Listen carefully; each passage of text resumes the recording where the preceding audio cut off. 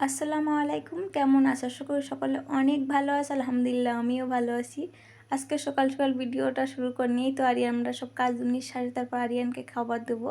তার জন্য এই তো প্রথমে আমি ভিডিও করছি, ও কেমন কেমন করছিল একটা, তার জন্য এই তো ওর এমনি মুড়ি আর তরকারি সবজি তরকারি দিয়ে মাখিয়ে দেবো, ঝাল নেই।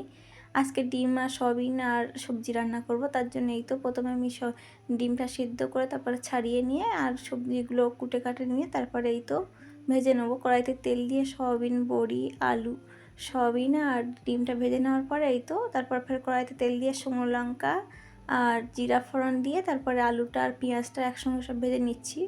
নেওয়ার পরে এই তো একটু পানি দিয়ে আর আদা রসুনের পেস্ট দেবো। আর এই দিয়ে মাঝখানে আরিয়ানকে একটু টক দই খাইয়ে নিচ্ছি, ঘরে পাতানো দই ওকে খাওয়াই।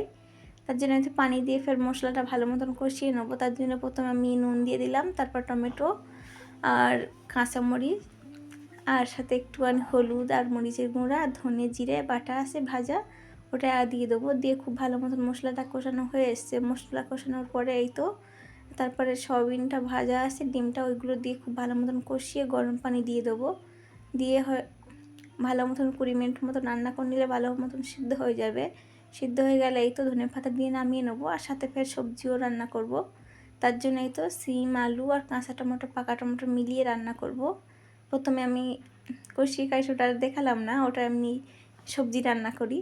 এই তো সবজি রান্নাটাও হয়ে এসছে, সাথে ধনে পাতা দিয়ে সব পরে নামিয়ে নেবো। সব আজকে দুপুরে সবজি আর আজকে সকালে সবজি দিয়ে খাবে।